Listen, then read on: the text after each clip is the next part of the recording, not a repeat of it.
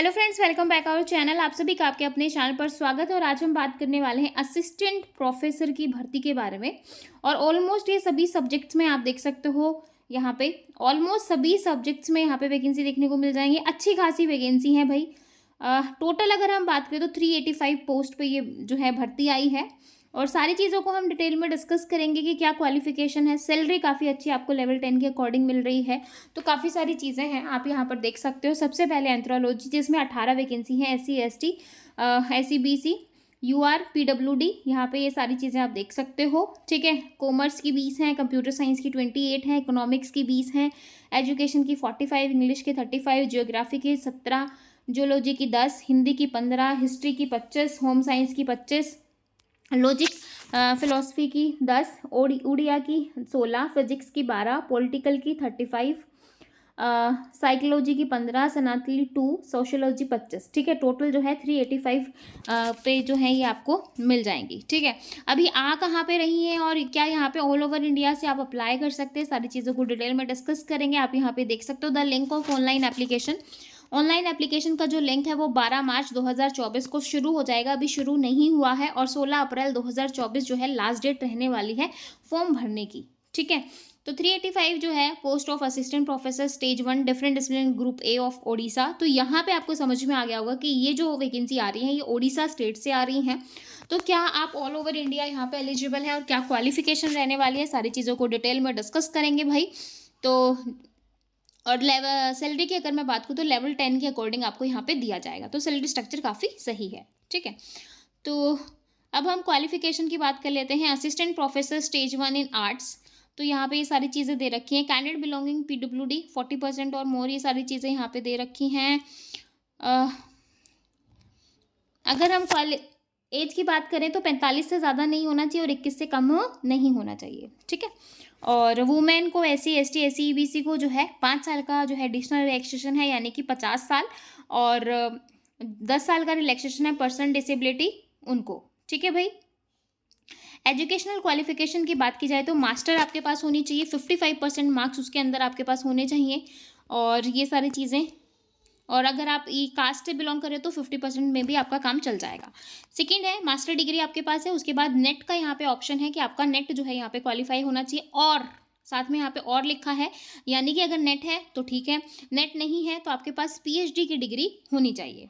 ठीक है भाई, और relevant allied subject are enclose in this advertisement. This examination fees, सबसे अच्छी बात है कि यहाँ पर आपको कुछ भी पे करने की जरूरत नहीं है। एग्जामिनेशन फी नहीं है, नो फी। ठीक है भाई, एग्जामिनेशन कंडक्ट की बात की जाए तो सिलेक्शन फॉर डायरेक्ट रिक्रूटमेंट होने वाला है रैंक के अकॉर्डिंग। ठीक है, रैंक ऑफ असिस्टेंट प्रोफेसर।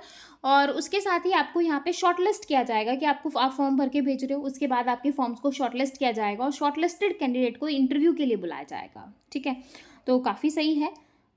अगर आप इंटरेस्टेड हैं तो डेफिनेटली कर सकते हो। Based on the data provided candidate in online application form, candidate shell be shortlisted for document verification ratio of 1:6, यानी कि एक पोस्ट के लिए 6 लोगों को बुलाया जाएगा। ठीक है, for vacancies more than 2 and vacancies up to 2 the number of candidate call document verification shall be 12। अगर 2 वैकेंसी है तो 12 कैंडिडेट्स को बुलाया जाएगा। ठीक है, तो कमीशन हैंड जो है have decided that 3 times the number of vacancies shall be shortlisted for interview then the number of vacancies more than 2। ठीक है भाई, तो इस तरीके से यहाँ पे दे रखा है। और अदर एलिजिबिलिटी क्राइटेरिया की बात करें, अब हम देख लेते हैं कि क्या अदर स्टेट वाले एलिजिबल हैं। Candidate must B citizen of India. भाई इस लाइन से तो लग रहा है सिटीजन ऑफ इंडिया है तो ऑल ओवर इंडिया से बिलोंग कर सकते हैं। अब सेकेंड लाइन उन्होंने बोल दी कि candidate must be able to read and write speak in Odia. अब भाई कैंडिडेट जो है उसके अंदर इतनी कैपेबिलिटी होनी चाहिए कि वो पढ़ भी सके, वो लिख भी सके और बोल भी सके। किस लैंग्वेज में? ओडिया लैंग्वेज में, क्योंकि ओडिशा से ही वैकेंसी है। Should have passed upper primary examination equivalent with Odia has a subject, कि उसके पास एक सब्जेक्ट जो है ओडिया होना चाहिए। कुल मिला के यहाँ पर आपको कंडीशन लग गई, क्योंकि भाई ऑल ओवर इंडिया में हर किसी को ओडिया आए ऐसा ज़रूरी नहीं है, और साथ में हर किसी के पास सब्जेक्ट हो। हाँ, अगर आप वहाँ से पढ़े हुए हो तभी आपके पास ऐसा कुछ हो सकता है। Candidate who has more than one spouse living with not eligible appointments unless the state government has exempted his or case operation of limitation for good and sufficient reason। ठीक है भाई, तो ये सारी चीज़ें हैं। तो कुल मिला के बात यहाँ पे ये आ जाती है कि भाई जो है उड़ीसा वाले अप्लाई कर सकते हैं, जिनको उड़िया आती है वो कर सकता है। ठीक है, तो ये पूरी डिटेल थी भाई। अगर आप इंटरेस्टेड हैं तो डेफिनेटली यहाँ पर अप्लाई कर सकते हैं। एक अच्छी अपॉर्चुनिटी है, अच्छी सैलरी है, एक अच्छा जो है आप असिस्टेंट प्रोफेसर का एक अच्छा रुतबा है, ठीक है। किस तरीके से अप्लाई करना है, ऑफिशियल वेबसाइट पर जाना है। ऑफिशियल वेबसाइट पर जाने के बाद आपको सारी चीज़ें यहाँ पर दिखाई दी जाएंगी, ठीक है। इसके साथ मैं और भी बता दूँ कि भाई पीजीटी की भी वैकेंसी आई है ओडिशा के अंदर, ठीक है। अगर आप ओडिशा स्टेट से बिलोंग कर रहे हैं और पीजीटी टीचर बनना चाहते हैं तो ओडिशा में पीजीटी टीचर की भी वैकेंसी आई है, तो आप वहाँ पे जाके इसके लिए भी अप्लाई कर सकते हैं, ठीक है। तो काफ़ी सारी वैकेंसीज अवेलेबल हैं।